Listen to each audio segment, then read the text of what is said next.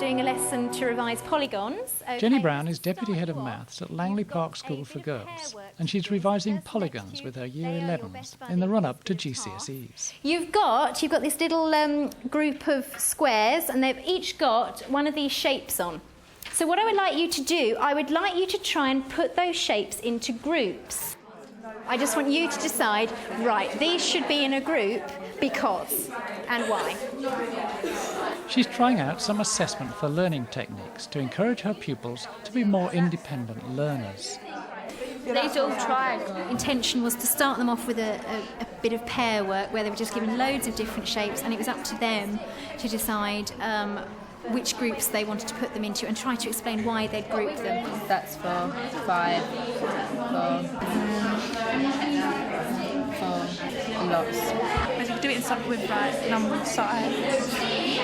What is this? 3? 3-sided, 4-sided, no sides, and more than 4 sides. Okay. So shall we do the one-sided shapes first? Yeah. Some circles and ellipses are included among the polygons.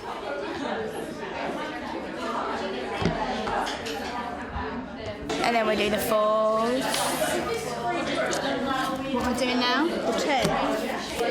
What? Yeah. Doing that. No, they're 3. They're triangles. No. So this one's got 6, so that can go in a group by itself. So you can, Once you've picked your groups, stick them down, and then underneath, can you write why you have grouped them as you have? Try to use as many mathematical words as you can. Yeah.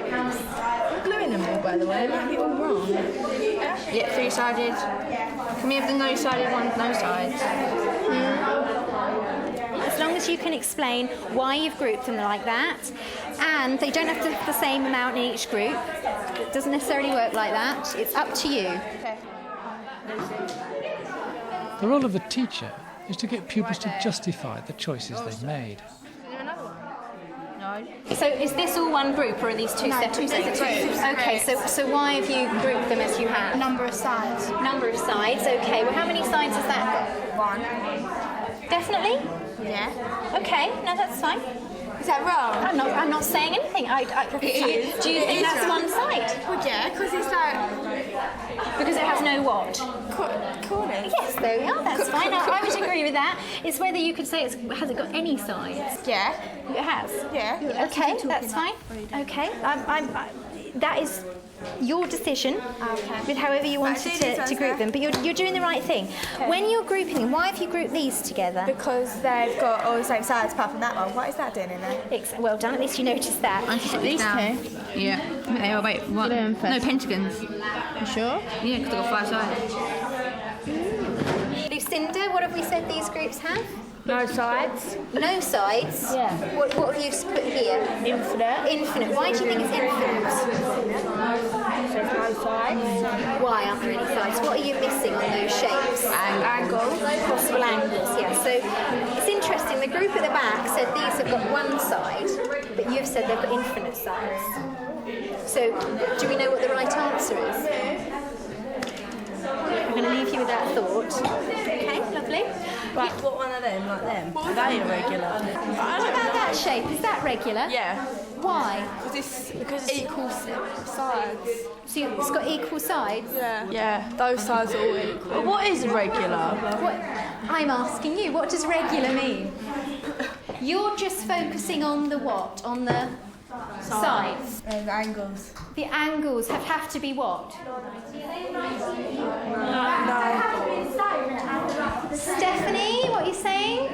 The angles have to be the same, like all around in the shape.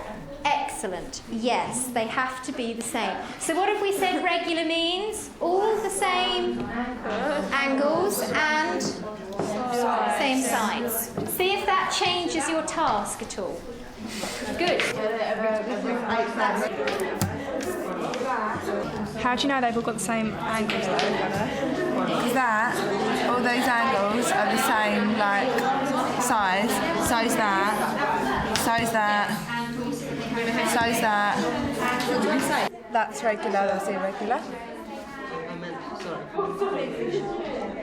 It's a bit late now, but they're all still grouped, so... So we've done... Concentrated on sides. Yeah, we've concentrated on the number of sides. So there we've got 1, we've got 3, we've got 4. And then we're going to have another row for regular shapes. So like, for example, these are all irregular, apart from that one. That one's regular. So we need to take that one out, don't we?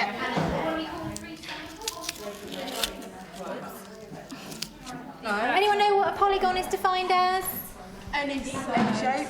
A shape? Tell me Any more. sides. Equal sides. Any side shape. 4 sides. More than 4 sides. Less than 8. Sorry? Less than 8. No? 9 More than 4. Anything with corners. Let's just ask the class. Is that a polygon? Yes. Why? So you're saying that's a polygon, but you're not entirely sure why it's a polygon? No. Right, okay. Is that a polygon? No. Why? No. Because it's... Right, okay, hands up. So is that a polygon shape that has sides, like more than one side? Yes, you're getting there. Specifically, Claire? Does it have to have more than 3 sides? 3 sides or more? Not specifically, no. Because it has no angles. And again, you're getting very close to it. Let me draw one. Let me draw something else. Right, so we've got... Is that a polygon? No. Why? Because it's got a bent side. Because it has to have straight sides. It has to have straight sides. Can you just write down on your whiteboard anything that you know about polygons and just hold it up? So Halfway a through word the that lesson, you know, or Jenny maybe a invites pupil calculation feedback that you remember on to what do they with now polygon. know about polygons. Okay, right, so we've got some... Yep, right. So Louise, what have you added that everyone else has not put? They can be regular or irregular. Now, write something else that you know about polygons. So what does regular mean? What does irregular mean?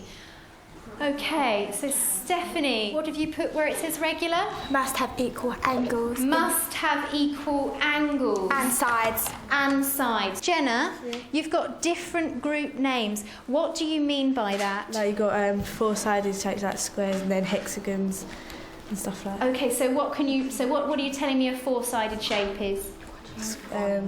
Quadrilateral. A quadrilateral, okay. Can you try and draw for me a pentagon, any pentagon? Jenna, very nice. That's good. Good. Rachel, why is yours different to what most other people have drawn? Because it's regular and Why? all the angles and sides are the same. If I had that house shape, how would you be able to tell me what the angles inside add up to? See how many shapes fit into it. And then Shape. triangles. Thank you, Lucinda. Then what would you do? There's 180 in the triangle. In a triangle. So you know that 180 times 3, won't you? 180 Times 3. times 3. Very good. What is 180 times 3? 540. 540.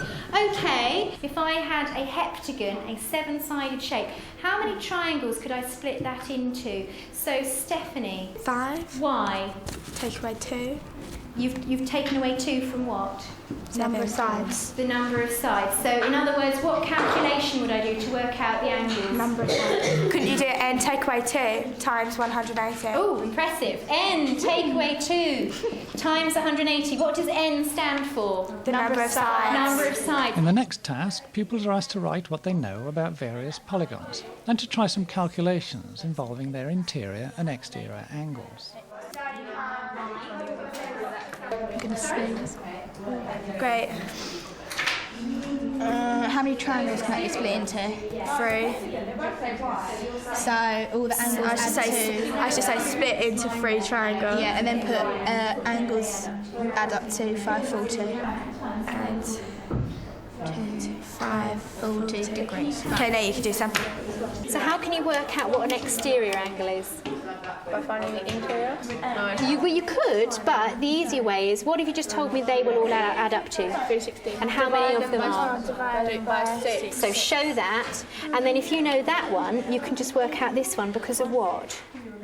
What if you got angles on a straight line? Very good. Okay, so it's another way of doing it for regular. Okay, good, lovely. Do 360 divided by 6. 1, 2, 3, 4, 5, 6. So it's an 8-sided shape, octagon. It's regular and it has 1, 2, 3, 4, 5, 6 triangles in it. So if you times 6 by 180, that gives you the angle, the exterior angle. Yeah. So we'll do that. 1,080. 80. If you divide 180 By 8. by 8, yeah. 1,080. 1,080 by 8, then you get each angle. Well, finding out what the angle is there, so you do add these up and then you take it away from 540 because all the angles inside equal 540. 6 times 180, Yeah. which is 1080. We divided that by 8. No, sorry. Which equaled 1,355. So each interior angle is 135. So each angle there. So each of these sides has an angle of 135. What side shape is it? 1, 2. Okay, so your homework will be, I want you to produce 2 questions that I could use to test your knowledge.